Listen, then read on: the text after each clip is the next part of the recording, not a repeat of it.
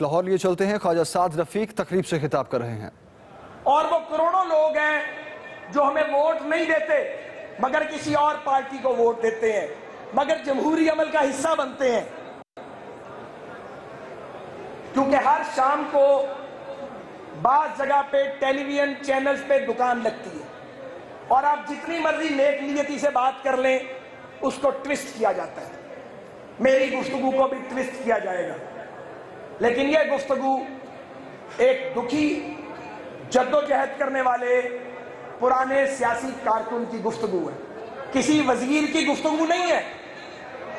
وزارت کا بوجھ بہت زیادہ ہے، وزارت تو آپ کو بولنے نہیں دیتی، وزارت کا بوجھ اتنا ہوتا ہے کہ آپ بول نہیں سکتے، وزارت تو بعض اوقات آپ کی آزادی سلب کر لیتی ہے۔ ہم آزاد لوگ ہیں، ہم زیادہ دیر چپ نہیں رہ سکتے۔ مجھے صرف یہ کہنا ہے کہ مسلم لیگ نون کا کیا قصور ہے۔ میرا سوال یہ ہے اپنی قوم سے، ہم نے کیا جرم کیا ہے کہ جب بھی مسلم لیگ نون ووٹ کی طاقت سے آتی ہے اسے غیر فطری طریقے سے بھیجنے کی کوشش کی جاتی ہے؟ اور یہ ہمارے ساتھ ہی نہیں ہوا، یہ ایک لمبی فہرست ہے جس کا آغاز لیاقت علی خان شہید سے ہوا۔ ان کو قتل کر دیا گیا اور ان کے قاتل کو موقع پہ قتل کر دیا گیا، کیونکہ لیاقت علی خان نے جھکنے سے انکار کر دیا تھا۔ لیاقت علی خان کے بعد اس ملک میں مادر ملت پر کیا گزری؟ قائد اعظم کی ہمشیرہ، پاکستان بنانے والی معزز ترین خاتون، کس کس طرح کا غلیظ الزام مخالفین نے نہیں لگایا یو پی آمریت میں، اور پھر ایک دن وہ صبح اپنے بستر پہ مردہ پائی گئی۔ حسین شہید سہروردی، بنگال کے یونائٹڈ بنگال کے سب سے بڑے لیڈر اور پاکستان بنانے والے، اس ملک میں پہلی حزب اختلاف کے بانی، ایک صبح اپنے کمرے میں مردہ پائے گئے، کیونکہ وہ اس ملک میں وہی بات کرتے تھے جو نواز شریف کرتا ہے۔ سہروردی وہ بات ارلی 50s میں کر رہے تھے، لیکن ان کی بات کو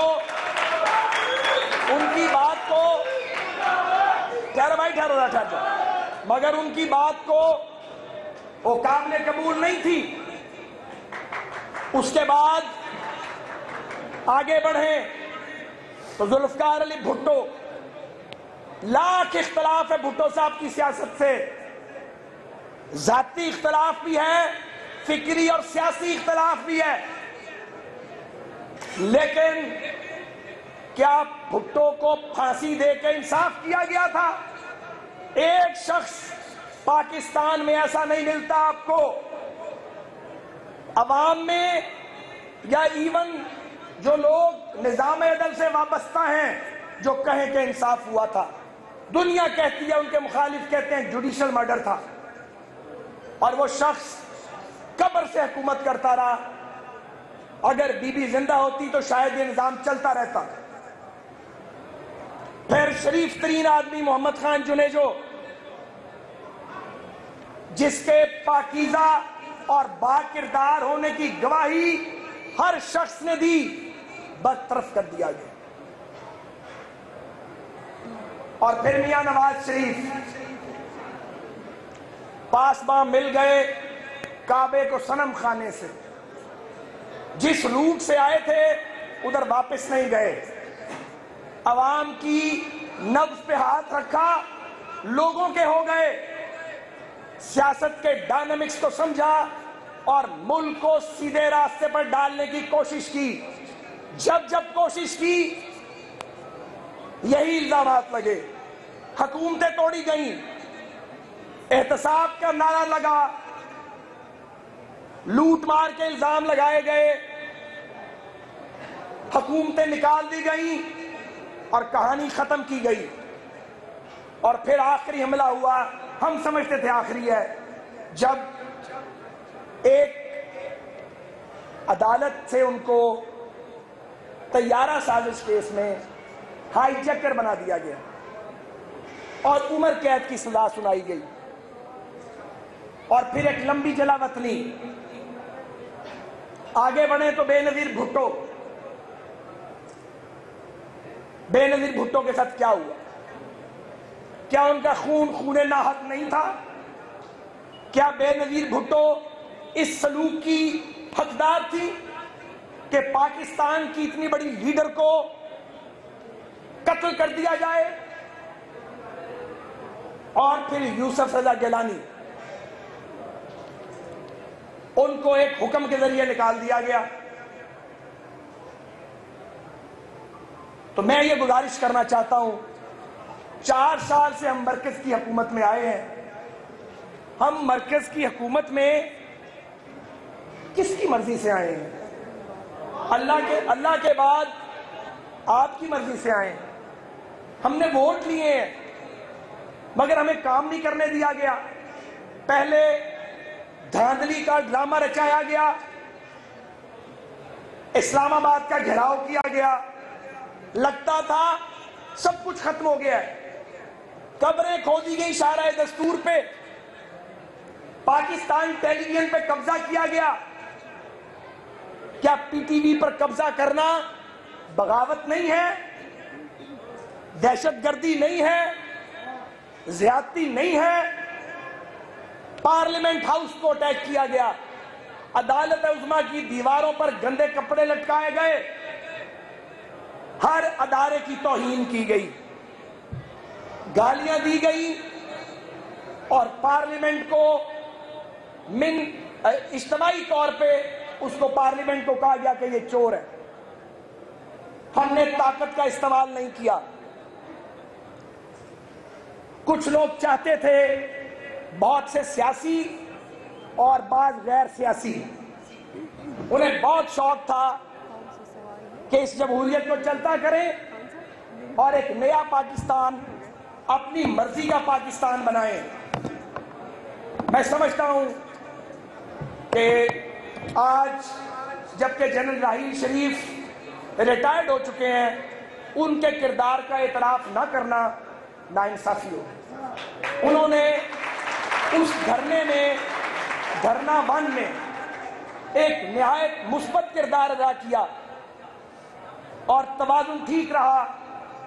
امپائر کی انگلی کھڑی کرنے کی چیخیں ماری گئیں، امپائر کی انگلی کھڑی نہیں، کیونکہ امپائر کو بات سمجھ آ چکی ہے، امپائر پاکستان کے آئین اور جمہوریت کا محافظ ہے۔ پاکستان کو 60 کی دہائی میں واپس لے جانے کی کوشش ناکام ہو گئی، لیکن دھرنے کے زخمی سانپ ادھموے ہوئے مرے نہیں۔ میں نے 2 سال پہلے بھی یہ کہا تھا کہ سانپ ادھموے ہو گئے ہیں، مرے نہیں۔ اور میں آپ کی خدمت میں عرض کر دوں کہ سی پیک کے بعد مجھے کوئی شک نہیں ہے بطور ایک سیاسی کارکن کے کہ سی پیک سے جڑنا بعض علاقائی اور بعض عالمی طاقتوں کو گوارا نہیں ہے، کیونکہ کچھ پڑوسی ہماری خوشحالی نہیں دیکھ سکتے، افسوس کی بات ہے، اور کچھ طاقتور ممالک چاہتے ہیں کہ پاکستان ان کے قدموں پہ جھکا رہے۔ کب تک جھکا رہے گا پاکستان؟ کب تک مانگتے رہیں گے بھکاری کی طرح؟ بھکاری کی طرح مانگو گے تو پھر ریمنڈ ڈیوس چھوڑنے پڑتے ہیں۔ مانگتے بھی جاؤ اور آنکھیں بھی دکھاتے جاؤ، یہ نہیں چلتا دنیا میں۔ اگر ریمنڈ ڈیوس پیدا ہونے سے روکنے ہیں تو پھر ملک میں ایک دوسرے سے دست و گریبان ہونا بند کرنا ہوگا۔ پھر اس ملک میں وہ لوگ جو پارسائی کے زوم میں مبتلا ہے، انہیں یہ جاننا ہوگا کہ وہ تنہا پارسا نہیں ہے، اس ملک میں اور بھی پاگل پائے جاتے ہیں جو اپنے دامن پہ داغ نہیں لگنے دیتے۔ اگر ہم الزامات کی بارش کر دیں گے تو پھر قیادت کون کرے گا؟ میں بڑے بھاری دل سے یہ کہتا ہوں، ہو سکتا ہے یہ عمران خان صاحب نے جان کے نہ کیا ہو سکتا ہے ان کی نا تجربہ کاری نے یہ کروایا ہو۔ کبھی کبھی یوں لگتا ہے کہ ان کے دائیں بائیں جو 2-3 آدمی کھڑے ہیں اور جن کی یہ خواہش ہے کہ ان سے جان چھوٹے تو ان کی باری آئے، وہ ان کو یہ مشورے دیتے ہیں پڑ جاؤ، ٹارگٹ کرو، الزام لگاؤ، گالیاں دو، گندا کرو ان کو۔ خان صاحب، ہمیں گندا کرتے کرتے آپ خود گندے ہو رہے ہیں اور ہمیں ڈسکوالیفائی کروانا چاہتے ہیں۔ یہ آگ کا کھیل ہے، یہ نہ ہو کل آپ کو پھر ہمارے ساتھ ٹرک پہ چڑھنا پڑ جائے۔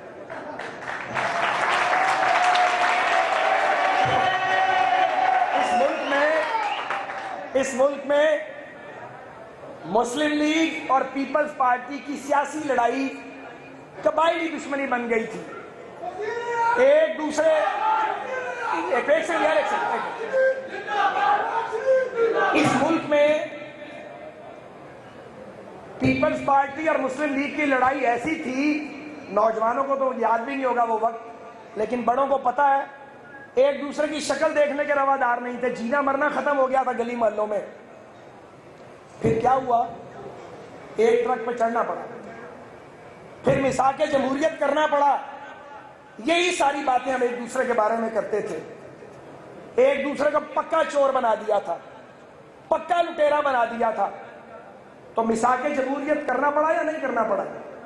مل کے جدوجہد کرنی پڑی یا نہیں کرنی پڑی؟ تو جو سبق پیپلز پارٹی اور مسلم لیگ نون نے سیکھا، خان صاحب اتنا آگے جاؤ گے پھر مچھلی پتھر چاٹ کے واپس آئے گی تو کیا فائدہ؟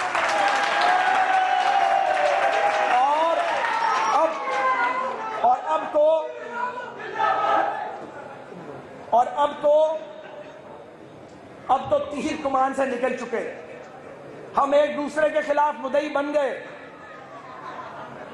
آپ ہمارے خلاف، ہم آپ کے خلاف مدعی بن گئے، اور اتنی بڑی بڑی باتیں کی ہیں کہ باتیں واپس لینی مشکل ہیں ایک دم، اب واپس مڑنا بھی ممکن نہیں ہے۔ لیکن اگر اس ملک میں کوئی حادثہ ہوا، باقی تو ساتھ بچ کے نکلنے کی کوشش کریں گے، خان صاحب آپ اس ذمہ داری سے کبھی نہیں بچ پائیں گے۔ ہمیں آپ کے نوجوان گالیاں دیتے ہیں ماں بہن کی سوشل میڈیا پہ، ہمیں چور بنایا جاتا ہے، ہمیں چور وہ کہتے ہیں جو نوزائیدہ بچے نہیں جانتے جمہوریت کا مطلب کیا ہے، اور ہم نے اپنی عمر رفتہ کے کتنے ماہ و سال اس جدوجہد میں ڈالے ہیں، ہم آپ کو جواب میں گالی نہیں دیں گے کیونکہ ہم ایک لیول پہ آ جائیں گے۔ لیکن پاکستان تحریک انصاف کے سینئر ایلیمنٹ کو سوچنا چاہیے کہ وہ ملک کو کدھر لے کے جا رہے ہیں اور انہوں نے یہ کیوں کیا ہے، کیونکہ ان کی طرف انگلیاں اٹھتی ہیں۔ ایک اچھی خاصی منتخب حکومت کو 4 سال سے انتقام، نفرت، تعصب اور سازش کا شکار کیا گیا ہے۔ نواز شریف کا جرم کیا ہے؟ نواز شریف کا جرم یہ ہے کہ وہ سر نہیں جھکاتا، وہ سپر پاورز کی ڈکٹیشن نہیں لیتا اور ایٹمی دھماکہ کر دیتا ہے، وہ اس ملک میں عدالتی نظام کی بالادستی کی جنگ لڑتا ہے فرنٹ لائن پہ، وہ ملک میں سول بالادستی کی بات کرتا ہے، وہ ملک میں تمام ریاستی اداروں کو قانون اور آئین کی حدود میں رہنے کی خواہش کا اظہار کرتا ہے، وہ ملک کو خوشحالی کے راستے پہ ڈالتا ہے، وہ ملک میں سیلولر ٹیکنالوجی متعارف کرواتا ہے، وہ واٹر ایکارڈ کرواتا ہے صوبوں میں، وہ پہلی موٹر وے کی بنیاد رکھتا ہے، وہ بجلی گھر بناتا ہے، وہ ملک کے ادارے ریلوے جیسے ڈوبتے ہیں ان کو کھڑا کرتا ہے، وہ یمن کی لڑائی میں پاکستان کو فریق نہ بننے کی بات کرتا ہے، وہ سعودیہ اور ایران کی کشمکش میں پاکستان کے ثالثی کردار کی بات کرتا ہے، تو اس کو ٹانگوں سے کھینچا جاتا ہے۔ مجھے بتائیں اگر اتنا وقت اور اتنی توانائی سازشوں، حملوں، انتقام اور تعصب کا مقابلہ کرتے گزرے گی تو ریاست کو چلانے کے لیے اور اداروں کو چلانے کے لیے ہمارے پاس کتنا وقت اور توانائی بچے گی؟ یہ بہت بنیادی سوال ہے۔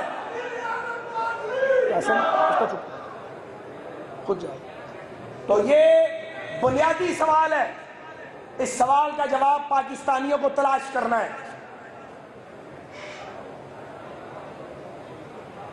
ہم اداروں کا احترام کرتے ہیں، اگر اداروں کا احترام نہیں کیا جائے گا، اگر اداروں کے فیصلے نہیں مانے جائیں گے، پاکستان خدا نہ خواستہ سرزمین بے آئین بن سکتا ہے۔ یہ نہیں ہوگا اس ملک میں۔ ہمارے اوپر سے روڈ رولر گزار دیں، پاکستان میں آئین کو سرنگوں نہیں ہونے دیں گے۔ ہمارے اوپر سے روڈ رولر گزار دیں، اداروں کے احترام میں کمی نہیں آئے گی۔ مگر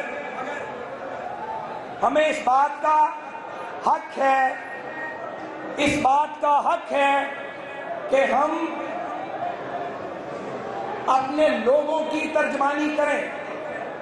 اس بات کا حق ہے کہ ہم اپنے لوگوں کے جذبات سامنے لائیں۔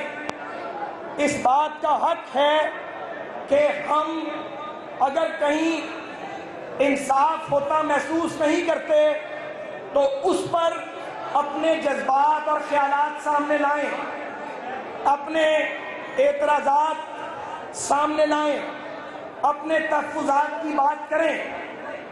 اور ہمارے تحفظات ہیں، ہمارے تحفظات گستاخی نہیں ہیں، ہم بے ادبی نہیں چاہتے، ہم بے ادبی نہیں کریں گے۔ ہم تیار ہیں فیصلوں کا سامنا کرنے کے لیے، عاجزی کے ساتھ، احترام کے ساتھ، لیکن ہماری بات کو بھی سنا جائے۔ ہم نے جو کروڑوں ووٹ لے کر آئے ہیں، ہم نے واٹس ایپ کال کی بات کی، ہماری بات سنی گئی، اس کا نتیجہ نہیں نکلا۔ ہم نے حسین نواز کی تصویر کے لیک کرنے کی بات کی، پہلے وہ مدعا ہم پہ ڈالا ہمارے مخالفوں نے، پھر جی آئی ٹی نے کہا کہ نہیں یہ ہم سے لیک ہوئی، کس نے لیک کی، کیوں لیک کی، کس کے کہنے پہ لیک کی، اس کا ذکر نہیں کیا گیا، کون کو کچھ نہیں بتایا گیا۔ اور اس کے بعد حد یہ ہے کہ طارق شفیع صاحب اور خواجہ ہارون پاشا صاحب کی گفتگو کو سننے کی بات لکھ پڑھ کے جے آئی ٹی نے تھرو ٹیکنیکل مینز عدالت میں پیش کر دی۔ ان سے نہیں پوچھا گیا کہ آپ کو لوگوں کی گفتگو ٹیپ کرنے کا اختیار کس نے دیا ہے، یہ ٹیپنگ آپ نے کدھر کی ہے، کن ذرائع سے کی ہے، کس قانون کے تحت کی ہے، کوئی نہیں پوچھا گیا۔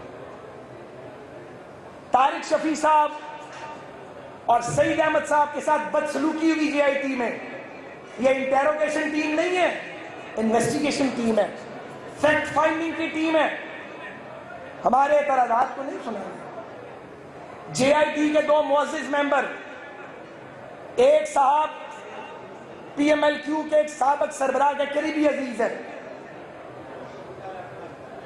ان کے اہل خانہ پہلے کیو لیگ اور اب پی ٹی آئی میں، یہ بات سب کو پتا ہے۔ ہم نے اعتراض اٹھایا، ہمارا اعتراض سنا نہیں گیا۔ ایک اور صاحب جو جے آئی ٹی کے معزز ممبر ہیں، جنرل مشرف کے دور میں نیب میں شریف خاندان کے پیچھے لگائے گئے تھے۔ میں یہ پوچھنا چاہتا ہوں بڑے ادب سے، لجاجت سے اور ہاتھ جوڑ کے، کہ یہ کیسا انصاف ہے؟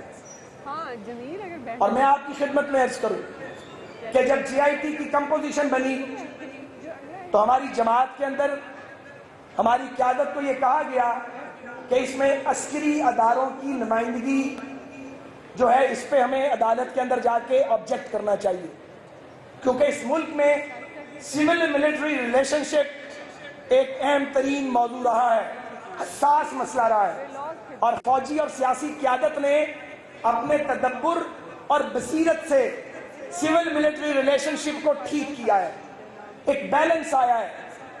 قومی سلامتی کے اداروں کو جو دہشت گردوں کا تعاقب کر رہے ہیں اور اتنی بڑی تاریخی انپریسیڈنٹڈ جنگ لڑ رہے ہیں، ان کو اس کے اندر نہ لے کے آئے۔ یہ ہم نے پارٹی میں بات کی، مگر نواز شریف صاحب نے کہا کہ نہیں، کوئی اعتراض نہیں کرنا۔ اس GIT میں IB شامل نہیں کی گئی۔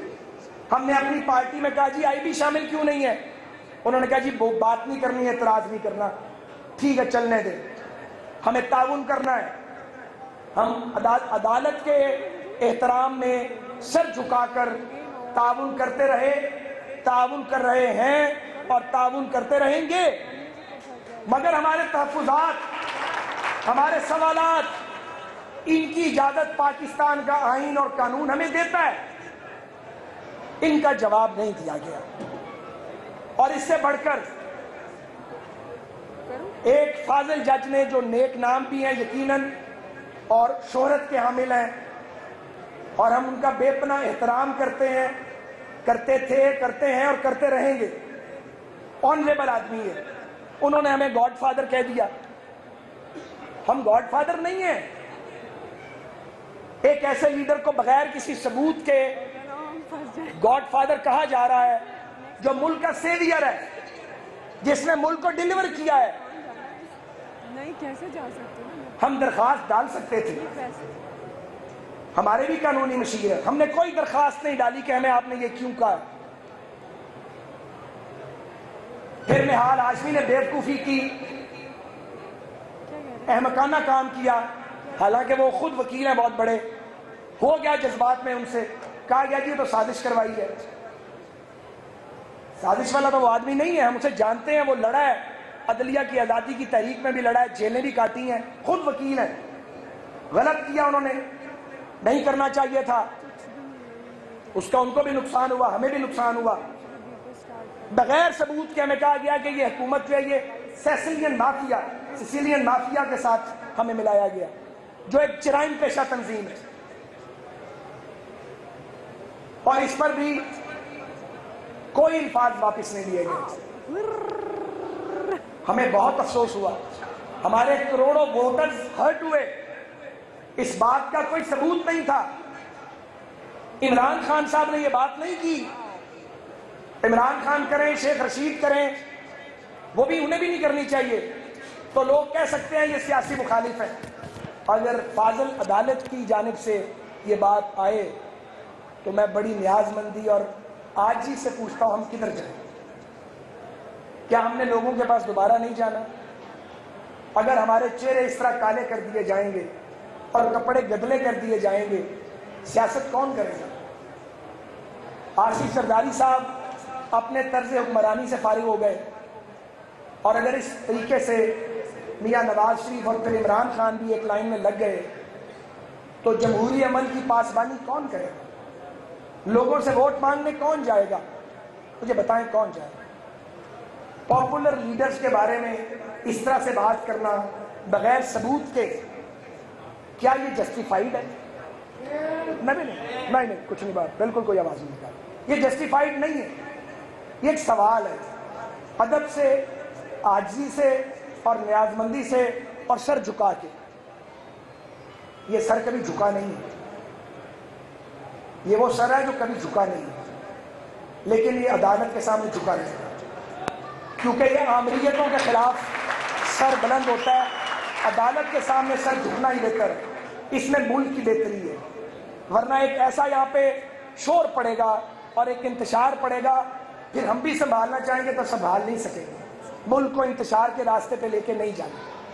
پر میں ایک سیاسی کارکن جس کے خاندان کی سیاسی جدوجہد کو 75 برس ہو گئے ہیں، مسلم لیگ نون کو تو آپ ایک طرف کر دیں اور وزارت کو، اور جو اپنے گھر سے 2 جانوں کی قربانی دے چکا ہے اس جمہوریت کے لیے، میں بڑے ادب سے یہ التجا کرتا ہوں ان لوگوں سے جو ہم سے نفرت کرتے ہیں، ان لوگوں سے جنہیں ہمارے چہرے پسند نہیں ہیں، کہ وہ جدھر بھی ہیں، سیاسی جماعتوں میں ہیں، صحافت میں ہیں یا کہیں اور ہیں، کہ وہ ایک بار ری وزٹ کریں اپنی سوچ کو اور اپنے رویے کو.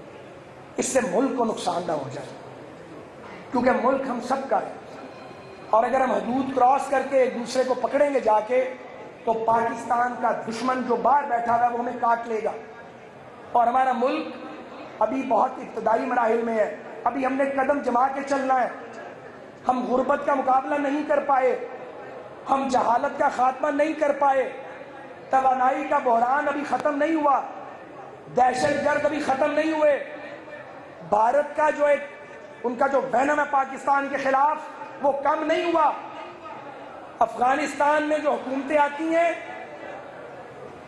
وہ جس طریقے کا رویہ پاکستان کے بارے میں اختیار کرتی ہیں خطرناک ہے.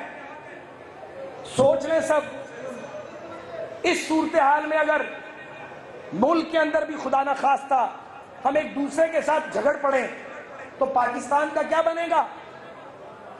پاکستان کو کدھر لے کے جا رہے ہیں ہم سب؟ ہم ذمہ دار ہیں اس میں.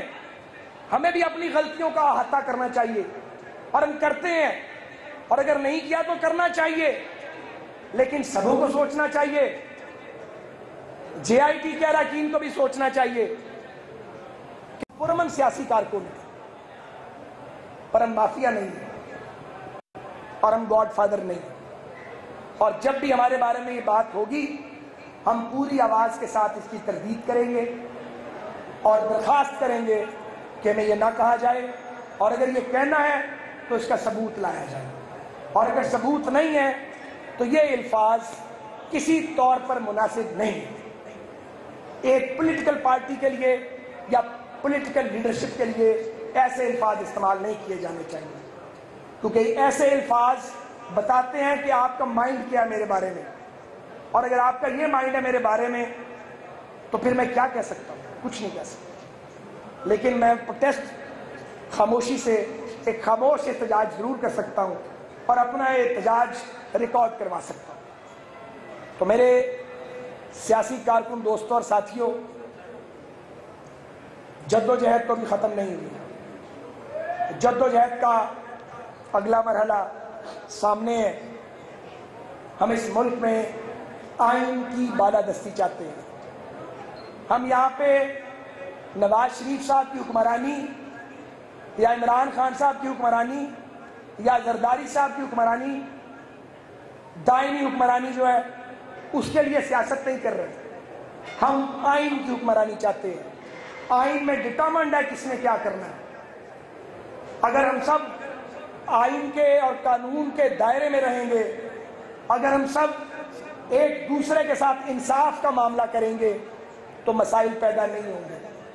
لیکن اگر ہم ایک دوسرے کے ساتھ انصاف نہیں کریں گے تو مسائل پیدا ہوں گے. پھر ملک مشکلات کا خدا نہ کرے شکار ہوگا. ہمیں اس کا ادراک کرنا چاہیے.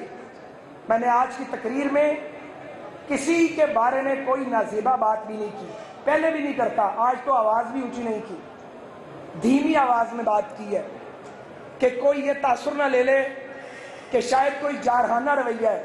باڈی لینگویج بھی ٹھیک رکھی ہے، اس لیے کہ بڑی عاجزی کے ساتھ ایک درخواست کی جائے، پاکستان کے عوام کو یہ بات پہنچائی جائے ہمارے ساتھ زیادتی ہو رہی ہے، ہمارے ساتھ انصاف کا معاملہ نہیں ہو رہا، ہمارے تحفظات کو ایڈریس نہیں کیا جا رہا. اور یہ بھی کہنا چاہتا ہوں ان دوستوں کو جو ٹی وی پہ بیٹھ کے روز ہمیں گالیاں نکالتے ہیں کہ بھائی گالیاں نکال کے آپ کو کیا ملتا ہے. ہمارے ایک بڑے دوست ہیں شاہد مسعود صاحب، آج میں نام لے لیتا ہوں. وہ پچھلے سال مجھے اندر کروانا چاہتے تھے اور میرا نام ای سی ایل پہ ڈلوانا چاہتے تھے. روز پروگرام کرتے تھے. میں ان کا بڑی عزت کرتا ہوں. میرے پتہ نہیں کیا وجہ تھی, خود کر رہے تھے یا کوئی کہہ رہا تھا ان کو. تو خیر 6 مہینے لگ رہے, خاموش ہو گئے. اور ایک رات ایسی بھی آئی جب مجھے یہ پیغام دیا گیا, میں فیڈرل منسٹر ہوں اب تک, آج سے 1.5 سال پہلے, کہ کل آپ کو گرفتار کیا جا رہا ہے, بچ جائیں. اور اطلاع دینے والا بھی میرا ایک صحافی دوست تھا. تو میں نے کہا کیوں گرفتار کرنا ہے, میں نے کیا کیا ہے, کہ جی بیلنس کرنا ہے پیپلز پارٹی کو. تو مجھے یاد آ گیا 82, یہ آج واقعہ میں آپ کو سنانا چاہتا ہوں. میں M a college students union کا پریزیڈنٹ تھا, اور ہمارے دوست جو امریکہ میں ہیں, طیب شاہین صاحب, اسلامی جمعیت طلبہ کے بڑے لیڈر تھے تب, وہ اسلامیہ کالج سول لائنز کے پریزیڈنٹ تھے. تو اسلامی جمعیت طلبہ نے کوئی جلوس نکالا, پولیس سے ان کا جھگڑا ہوا, اور طیب شاہین صاحب گرفتار ہو گئے. اس دور میں ہماری بڑی لڑائی تھی آپس میں, پھر بعد میں ہماری جیل میں جا کے دوستی ہو گئی. تو طیب شاہین صاحب گرفتار ہو گئے. تو میں نوجوان تھا, 19 ایئرز میری ایج تھی. تو مجھے ڈپٹی کمشنر جو تھے اس وقت کے, انہوں نے کال کی. انہوں نے کہا کہ میں کچھ پولیس والے بھیج رہا ہوں آپ کے پاس. تو میں نے کہا خیر ہے کہ آپ سے بات چیت کرنی ہے. تو آ گئے میرے پاس, اچھے لوگ تھے. انہوں نے کہا بڑی مجبوری ہو گئی ہے, تو آپ ذرا جب چلیں, کچھ آپ کو جیل جانا پڑے گا. تو میں نے انہیں کہا کہ جیل میں نے کیا کیا ہے. انہوں نے کہا کیا کچھ نہیں ہے, چونکہ ہم نے طیب شاہین کو پکڑ لیا تو بیلنس کرنا ہے, مارشل لاء کے دن تھے, تو آپ کو جیل جانا پڑے گا. میں نے کہا پر مجھے میرا جرم بتاؤ. انہوں نے کہا جرم کوئی نہیں ہے, بیلنس کرنے کے لیے جیل جانا پڑے گا. عمران خان صاحب, بیلنس کیا جاتا ہے, یاد رکھنا. مجھے جیل جانا پڑا, اور اگلی بات یہ ہے کہ میں 1.5 مہینہ جیل میں رہا. یہ تجربے ہیں زندگی کے. اب جب جیل چلے گئے تو طیب صاحب اور میں ایک دوسرے کے جانی دشمن بنے ہوئے تھے بدقسمتی سے. وہ بھی پولیٹیکل ورکر, میں بھی پولیٹیکل ورکر. 2-2.5 دن میں جیل کے اندر کس سے دوستی کرتے ہماری دوستی ہو گئی. اور جیل کے سیل کے اندر بیٹھ کے ہم نے نو وار پیکٹ کیا آپس میں. ہمیں تو ڈالا گیا تھا بیلنس کرنے کے لیے. ہم نے معاہدہ کیا, جب ہم دونوں 1.5 مہینے بعد باہر آئے, ان کے اور میرے دور میں جمعیت اور ایم ایس ایف کی دوبارہ لڑائی نہیں ہوئی. ہماری آپس میں بات چیت شروع ہو گئی تھی, ڈائیلاگ شروع ہو گیا تھا. تو یہ سارے تجربے ہم نے بہت ینگ ایج میں کیے ہیں. میں یہ سمجھتا ہوں کہ یہ فارمولے چلتے رہتے ہیں ملکوں میں, ریاستوں میں, جگہ جگہ. اس لیے ان راستوں پر نہ چلنا بہتر ہے. ہم تو مشورہ دے سکتے ہیں, ہم نے ساری زندگی کھیل میں نہیں گزاری, اور یہ جو 4 بال رہ گئے ہیں اور جو سفید بال ہیں دھوپ میں سفید نہیں کیے, ہر دور میں جیل میں جاتے ہیں, ہر دور میں. نواز شریف صاحب کے ساتھ نسبت پہلے دن نہیں بنی تھی. میاں صاحب اور میں تو بہت دور تھے ایک دوسرے سے, ہم تو بہت دور تھے. بہت کو یہ بات پتہ ہی نہیں ہوگی. میں تو میاں صاحب کے دور حکومت میں 7 ماہ جیل کاٹ چکا ہوں. جب میاں صاحب وزیر اعلیٰ تھے, ہماری کوئی ایکویشن نہیں تھی. تو میں میاں صاحب کی محبت میں پٹی باندھ کے گرفتار نہیں ہوا آنکھوں پہ, آہستہ آہستہ قریب آئے ہیں, بہت آہستہ آہستہ, لیکن کنونس ہو کے آئے ہیں. میں نے اپنے لیڈر کو, جنہیں 85 سے لے کے 90 تک میں لیڈر نہیں اپنا مانتا تھا, ان کی پارٹی میں تھا. پتہ ہے میاں صاحب کو بھی اور سب کو پتہ ہے. میں اپنے لیڈر کو صادق پایا ہے, امین پایا ہے, اور عظیم محب وطن پایا ہے. اور مجھ جیسے سرفرے مسلم لیگ نون میں کم نہیں ہے, ہم سے زیادہ ہیں. یہ باہر تاثر بالکل غلط ہے. کوئی دربار سجتا ہے, کوئی خوشامد ہوتی ہے, بالکل ایسی بات نہیں ہے. کوئی دربار نہیں سجتا. کوئی خوشامد کرتے ہیں لوگ, بعضوں کو بیماری ہوتی ہے, لیکن جو جماعت کو اور اس کی پالیسی پر اثرات ہیں جن لوگوں کے, جو برینڈڈ مسلم لیگ کی قیادت ہے, وہ میرٹ پر اپنی قیادت سے بات کرتی ہے, اور قیادت بھی میرٹ پر ہماری بات سنتی ہے. اور یہ کس طرح کی کرپشن ہے کہ ملک آگے جا رہا ہے, عالمی ادارے پاکستان کے آگے جانے کی انڈیکیٹرز کی بات کر رہے ہیں, دہشت گردوں کی کمر ٹوٹ رہی ہے, ادارے کھڑے ہو رہے ہیں, زر مبادلہ کے ذخائر بڑھتے جا رہے ہیں, پاکستان کا گروتھ ریٹ 10 سال کی بلند ترین سطح پر ہے اور ہم پاکستان کی ٹانگیں کھینچ رہے ہیں.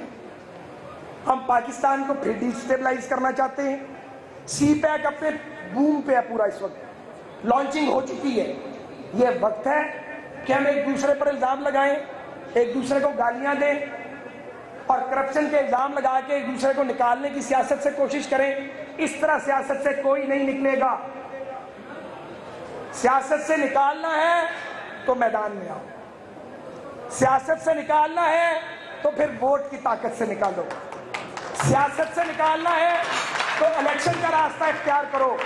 ہمیں کوئی اعتراض نہیں ہے, لیکن غیر فطری طریقے سے نکالو گے یا غیر فطری طریقے سے نکلوانے کی کوشش کرو گے تو آپ یقین کرو ہم کم بیک کریں گے اور پہلے سے زیادہ اکثریت کے ساتھ کم بیک کریں گے.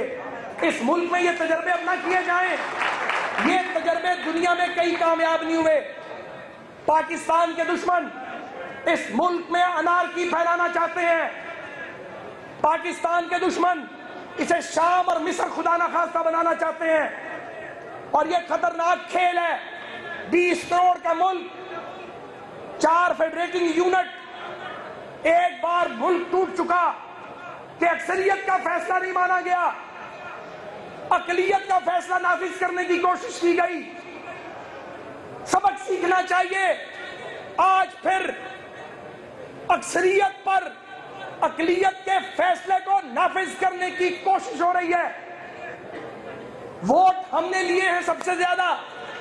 جنہوں نے ووٹ کم لیے ہیں وہ انتظار کیوں نہیں کرتے؟ انہیں جلدی کس بات کی ہے؟ کیا 11 مہینے نہیں نکال سکتے؟ کتنا وقت باقی ہے؟ اس طرف توجہ دو, اپنے صوبوں پر توجہ دو. ٹانگیں کھینچنے کی سیاست بند کرو. کوئی سوال پوچھے آپ احمد پور شرقیہ نہیں گئے, جواب ہے نواز شریف پارا چنار نہیں گئے. یہ کیا جواب ہے؟ یہ کوئی جواب ہے؟ جو شخص جہاں جا رہا ہے اس کا خود ذمہ دار ہے, جو نہیں جا رہا اس کا ذمہ دار خود ہے. یہ کام نہ کریں, اس سے نقصان ہوگا. ریاست پاکستان کو نقصان ہو رہا ہے. اور مجھے یہ بتائیں, اگر سارے سیاستدانوں کے ماتھے پہ ہم مل جل کے یہ تحریر لکھ دیں کہ یہ سب چور ہیں, تو کیا لوگوں کا ووٹ پر اعتماد باقی رہ جائے گا؟ نہیں رہے گا. مارشل لا 4 بار آئے, چاروں بار پاکستان کو انہوں نے کباڑا کر دیا. دنیا میں ایک ہی ماڈل ہے ووٹ کے ذریعے تبدیلی کا. کچھ لوگ یہاں صدارتی نظام کی بات کرتے ہیں, کچھ سمجھتے ہیں پہلے صفائی کرو, احتساب کرو, پھر ملائکہ کی حکومت پاکستان میں لائیں گے. بھائی یہ خواب دیکھنے بند کر دو. دنیا میں یہ پریکٹس نہیں ہوئی. سب سے بڑا فلٹر, سب سے بڑی اکاؤنٹیبلٹی گلی کا ووٹ ہے. جب آپ ووٹ لینے جاتے ہیں لوگ طبیعت صاف کر دیتے ہیں. یہ جو بیٹھے ہوئے ہیں ان سے بھی جب ووٹ لینے جائیں گے تو یہ بھی بات کریں گے. لوگ بولتے ہیں, لوگوں کو بولنا چاہیے, لیکن چیزوں کو اتنا خلط ملط نہ کر دیا جائے کہ سچ اور جھوٹ کا فرق نہ رہے. تو وہ ایک شعر آخر میں کہوں گا, اب جس کے جی میں آئے وہی پائے روشنی, اب جس کے جی میں آئے وہی پائے روشنی, ہم نے تو دل جلا کے سر عام رکھی. پاکستان پاکستان پاکستان, آئین پاکستان, جمہور پاکستان زندہ باد, نواز شریف زندہ باد.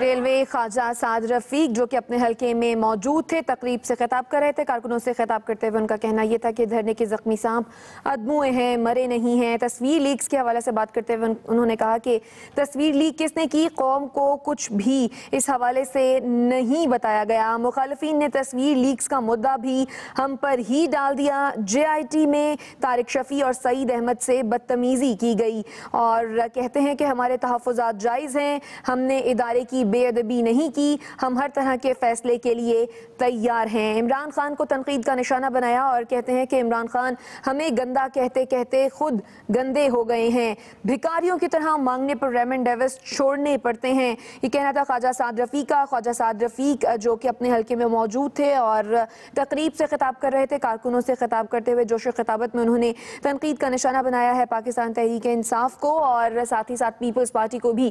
کہتے ہیں کہ تصویر لیک کس نے کی، اس حوالے سے قوم کو کچھ بھی نہیں بتایا گیا ہے۔ دھرنے کے زخمی سانپ ادموئے ہیں، مرے نہیں ہیں، بھکاریوں کی طرح سے مانگنے پر ریمنڈ ڈیوس چھوڑنا پڑتے ہیں۔ یوسف رضا گیلانی کی حکومت کو ایک حکم پر ختم کر دیا گیا۔ نہال ہاشمی کی تقریر کے حوالے سے بھی انہوں نے بات کی اور کہا کہ نہال ہاشمی نے تقریر کر کے بے وقوفی کی ہے۔